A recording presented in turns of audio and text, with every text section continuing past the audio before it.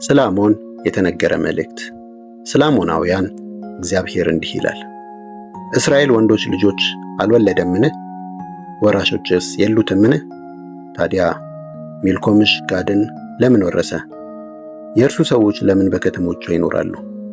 ስለዚህ በአሞናውያን ከተማ በረባት ላይ የጦርነቱ ካታ ድምፅ የሚሰማበት ጊዜ ይመጣል ይላል እግዚአብሔር። እርሷም የፍርስራሽ ክምር ትሆናለች፣ በዙሪያዋ ያሉት መንደሮችም ይቃጠላሉ። እስራኤልም ከአገሯ ያስወጧትን ከአገሯ ታስወጣለች ይላል እግዚአብሔር። ሐሴቦን ሆይ ጋይ ጠፍታለችና ዋይ በይ። የራባት ሴቶች ልጆች ሆይ ጩኹ፣ ማቅ ለብሳችሁ አልቅሱ። ሚልኮም ከካህናቱና ከመኳንንቱ ጋር ተማርኮ ይወሰዳልና በቅጥር ውስጥ ወዲያ ወዲህ ተሯሯጡ። አንቺ ከዳተኛ ልጅ ሆይ በሸለቆችሽ ለምን ትመኪያለሽ? ለምንስ በፍሬያማ ሸለቆችሽ ትኩራሪያለሽ? በብልጽግናሽ ተማምነሽ ማን ሊነካኝ ይችላል ያለሽ፣ በዙሪያሽ ካሉት ሁሉ ዘንድ ሽብር አመጣብሻለሁ ይላል የሠራዊት ጌታ እግዚአብሔር። እያንዳንዳችሁ ትሰደዳላችሁ፣ በሽሽት ላይ ያሉትንም የሚሰበስብ አይገኝም።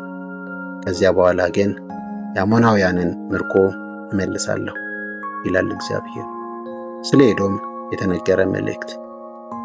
ስለ ኤዶም የሠራዊት ጌታ እግዚአብሔር እንዲህ ይላል፣ ጥበብ ከቴማን ጠፍቷልን?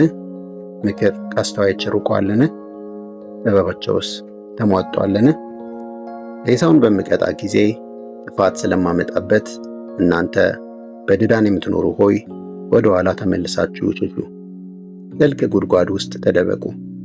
ወይን ለቃሚዎች ወደ አንተ ቢመጡ ጥቂት ወይን አያስቀሩምን? ሌቦችስ በሌሊት ቢመጡ የሚሰርቁት የሚፈልጉትን ብቻ አይደለምን? እኔ ግን ኤሳውን አራቁተዋለሁ፣ መደበቅም እንዳይችል መሸሸጊያ ስፍራዎቹን እገልጣለሁ። ልጆቹ ዘመዶቹና ጎረቤቶቹ ይጠፋሉ፣ እርሱም ራሱ አይኖርም።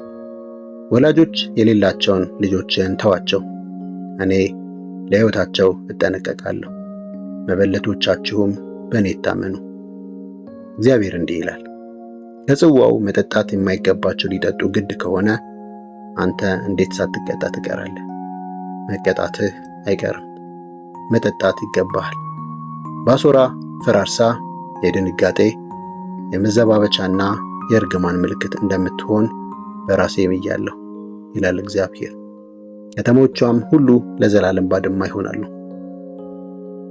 ከእግዚአብሔር ዘንድ መልእክት ሰምቻለሁ፣ እርሷን ለመውጋት ተሰብሰቡ፣ ለጦርነትም ውጡ የሚል መልእክተኛ ወደ ሕዝቦች ተልኳል።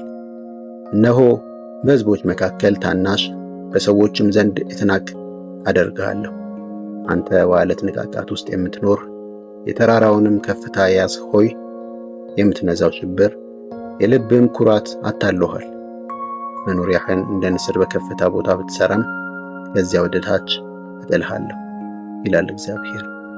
ኤዶም የድንጋጤ ምልክት ትሆናለች። ከቁስሎቿም ሁሉ የተነሳ በዚያ የሚያልፍ ሁሉ በመደነቅ ያላግጥባታል። በዙሪያቸው ካሉት ከተሞች ጋር ሰዶምና ገሞራ እንደተገለበጡ ይላል እግዚአብሔር፣ እንዲሁ ማንም በዚያ አይኖርም፣ አንድም ሰው አይቀመጥባትም። አንበሳ ከዮርዳኖስ ደኖች ወደ ግጦሽ ሜዳ ብቅ እንደሚል እኔም በኤዶም ላይ ድንገት እወጣለሁ፣ ከምድሩም አባርረዋለሁ። የመረጥኩትን በእርሱ ላይ ሾማለሁ። እንደኔ ያለ ማን ነው? ማንስ ሊገዳደረኝ ይችላል? የትኛው እረኛ ሊቋቋመኝ ይችላል? ስለዚህ እግዚአብሔር በኤዶም ላይ ያለውን ዕቅድ፣ በቴማን በሚኖሩትም ላይ ያሰበውን ሐሳብ ስሙ። ታናናሹ መንጋ ተጎትቶ ይወሰዳል፣ በእነርሱም ምክንያት መሰማሪያቸውን ፈጽሞ ያጠፋል። በውድቀታቸው ድምፅ ምድር ትናወጣለች፣ ጩኸታቸውም እስከ ቀይ ባህር ያስተጋባል።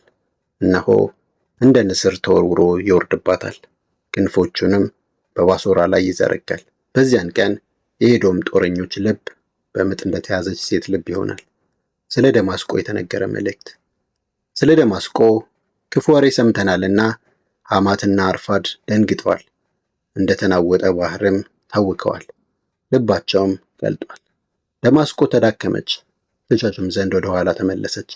ብርክ ያዛት፣ ምጥ እንደያዛት ሴት ጭንቅና መከራ ዋጣት። ደስ የምሰኝባት የታወቀችው ከተማ እንዴት ተተወች? በእርግጥ ወንዶች ወጣቶቿ በየአደባባዩ ይረግፋሉ። በዚያ ቀን ወታደሮቿ ሁሉ ይወድቃሉ ይላል የሰራዊት ጌታ እግዚአብሔር። በደማስቆ ቅጥር ላይ እሳት እለኩሳለሁ፣ የወልደ አዴርንም አምባ ይበላል። 27 በደማስቆ ቅጥር ላይ እሳት እለኩሳለሁ፣ የወልደ አዴርንም አምባ ይበላል።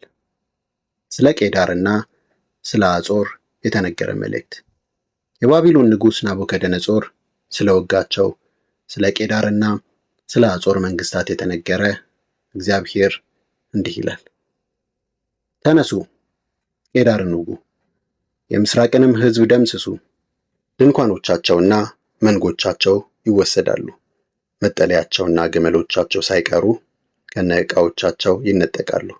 ሰዎች ሽብር በሽብር ላይ መጥቶባቸዋል እያሉ ይጮሁባቸዋል። በአጾር የምትኖሩ ሆይ በጥድፊያ ሽሹ፣ በጥልቅ ጉድጓድ ተሸሸጉ ይላል እግዚአብሔር።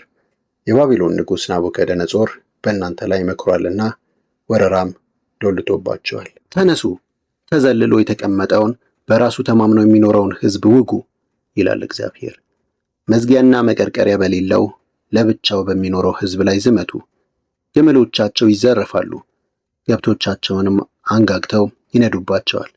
ጠጉሩን የሚቀነብበውን ወገን እበትናለሁ፣ ከየአቅጣጫው ማት ይላል እግዚአብሔር። አጾር የቀበሮዎች መፈንጫ ለዘላለም ባድማ ትሆናለች። ማንም በዚያ አይኖርም፣ የሚቀመጥባትም አይገኝም። ስለ ኤላም የተነገረ መልእክት።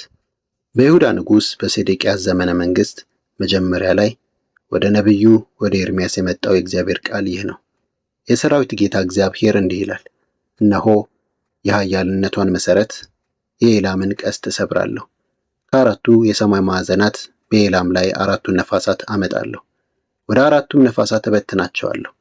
ከኤላም የሚማረኩት የማይደርሱበት አገር አይገኝም።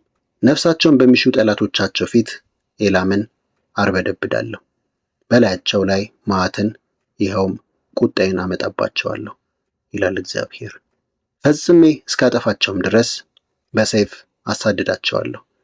ዙፋኔን በኤላም ዘረጋለሁ፣ ነገሥታቱንና መኳንንቷን አጠፋለሁ ይላል እግዚአብሔር። ነገር ግን የኋላ ኋላ የኤላምን ምርኮ መልሳለሁ ይላል እግዚአብሔር።